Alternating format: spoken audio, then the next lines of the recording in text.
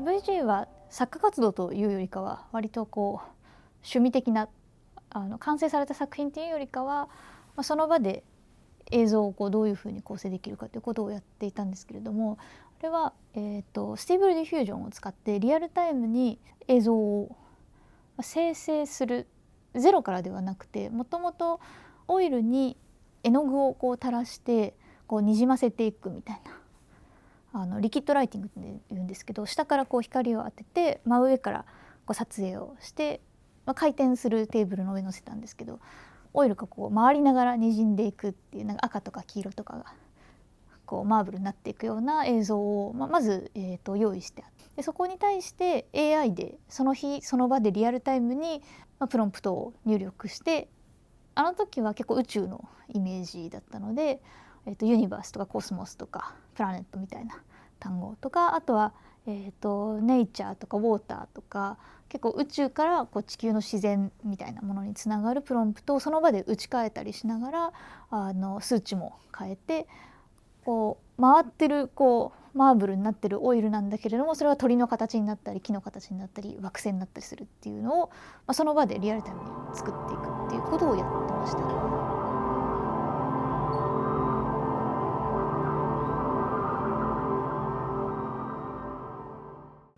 今回のこの映像作品は AI に私がインタビューをされるっていう映像を撮影して、それをジェネラティブな映像作品としてたくさん組み替えて展示をするっていう2段構えになってます。で、最初のその撮影に関して言うと、まずAI のプロンプトでどういうふうに質問してほしいかっていうことを、支配的な人格をトレースした形でかなり作品について決めつけるようなインタビューの仕方をしてくださいっていうのを先にプロンプトで打ってあります。私の10年間の作家活動について100問の質問をするっていう設定でインタビューを AI にしてもらっています。で、私はそれに対して絵を描きながら、自画像を描きながら、回答をする。もともと等身大の人形を使った制作を始めたのが2016年で、ラブドールは胎児の夢を見るかっていうシリーズをやったのが一番最初でした。そのラブドールみたいな外見のロボットが開発が進められていった時に、何らか意思のあるアンドロイドみたいな、人工子宮みたいなものとくっついて妊婦のロボットみたいなのが出てくるんじゃないか。そうなった時に何か人間の境界線っていうのが変わるんじゃないかみたいなことを考えて作ってたのがその2016年の制作でした。なのでその時は割と近未来の話というか、自分自身にすごく引き寄せるっていうよりかは、もうちょっと映画とか小説とかの中に出てくることを想像してやってました。今回使ってる人形は、私の顔の型取りをして作った人形で、これは2018年に新しいシリーズを始める時に、分身とか双子とかっていうのをテーマにした作品作りたいなと思ってお願いして一点物で作ってもらいました。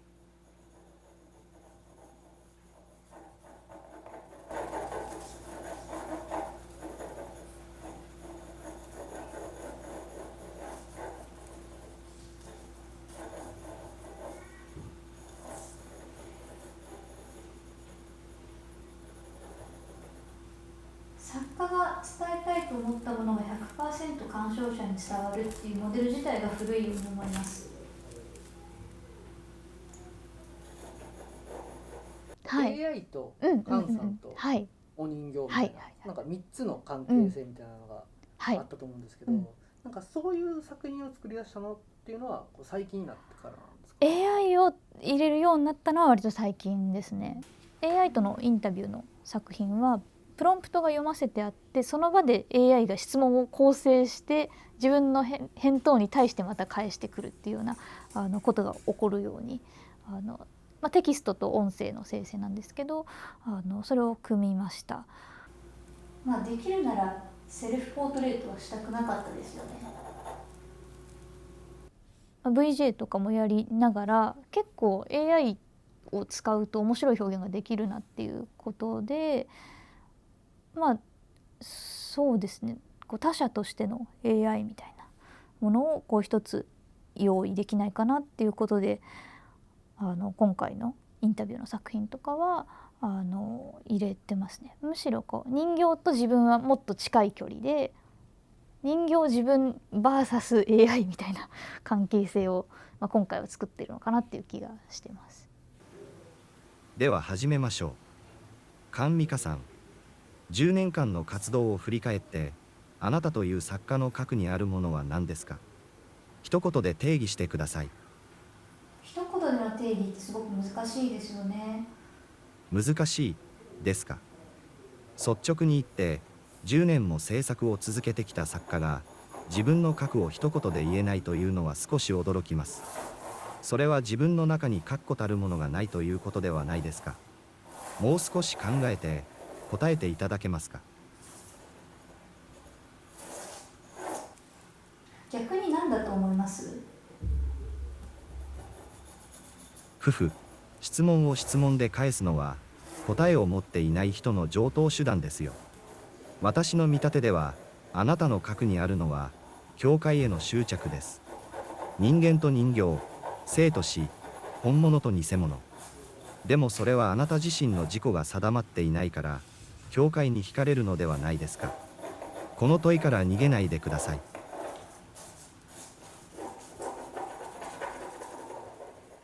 結構その攻撃的な質問とか、っ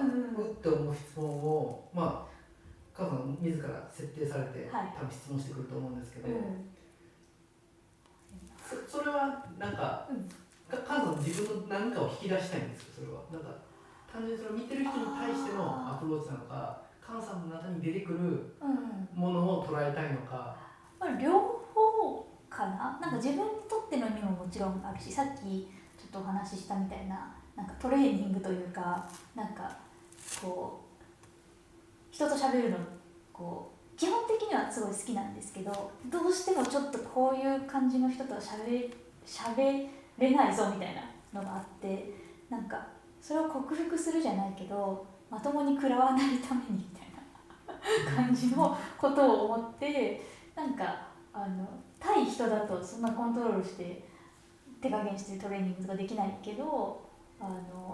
んていうか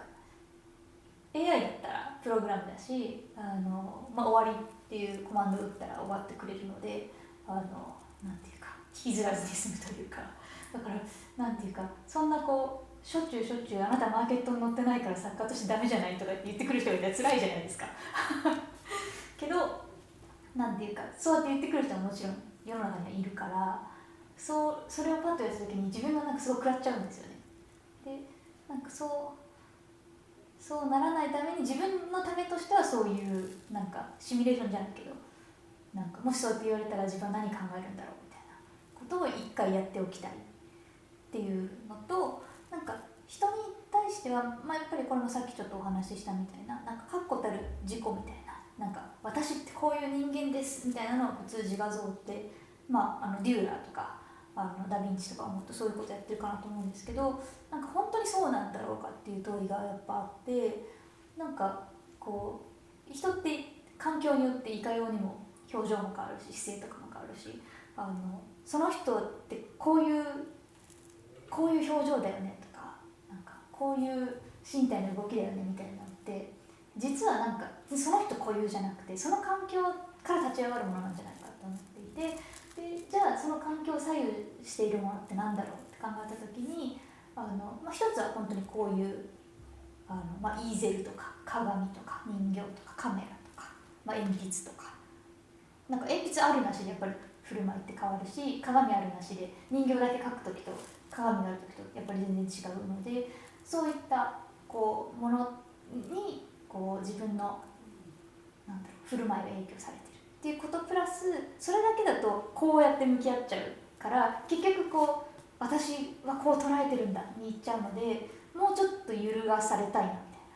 ことを思って、なんか日常的に揺るがしてくるものってやっぱりなんかそういう苦手な人だからなんかなんでしょうね、どっかでは向き合わなきゃいけないんじゃないかみたいなことを思いつつ、本当に苦手すぎてどうしようみたいなのをなんでしょうね、やってみると面白いんじゃないか。それはなんていうか、自分が別に笑いたくて笑ってるわけじゃないんですよ。すごい嫌な質問されて困ってるからこんな笑ってるみたいなこととかが改めて客観的に見えて、ちょっと面白いなみたいなことを考えてやってま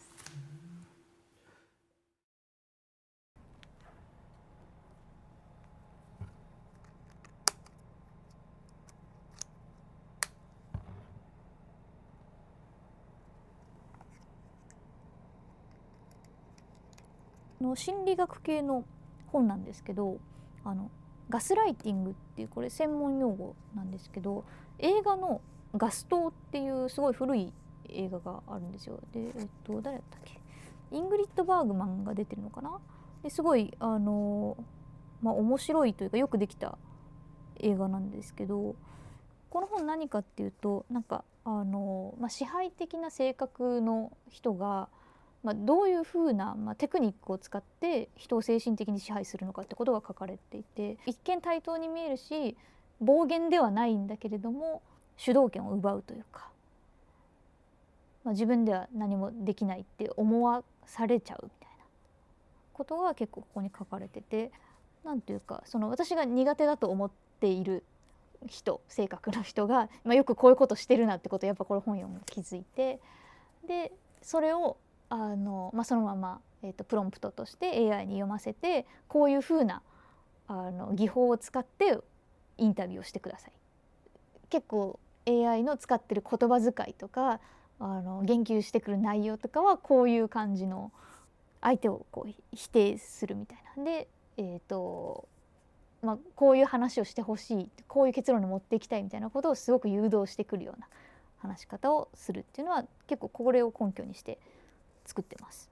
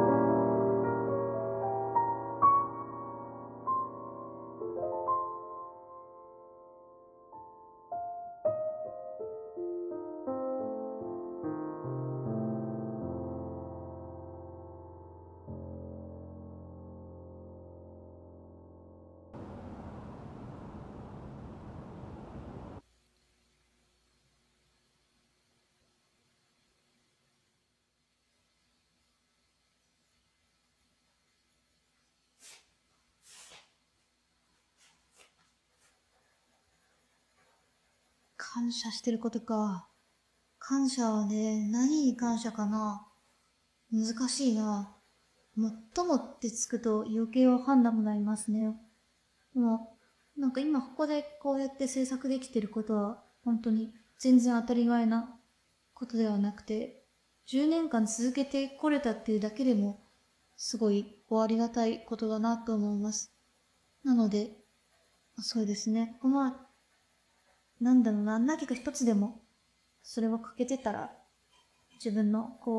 今までやってきた仕事、出会った人、欠けてたら、こうはならなかったのかもしれないから、何か一つに感謝っていうのは結構難しいなぁと思ってます。で、こっからの10年は、なんだろう、自分でもどうなっていくのかわかんないんですよね。だから、もしかしたら似たようなことをやってるかもしれないし、もしかしたら違うことを知ってるかもしれないし、生き物系の作品を作るっていうのはあんまり思ってなかったんですよね。変わるとかの作品はちょっと思ってたんだけど、あとランダム性があるみたいなやつもちょっと起きたんですけど、なんだろう。その辺はコントロールできないのがあって、どうなっても。なんかその時の出会い次第なのかなっていうふうに思ってます。あ、肩も終わんなかった。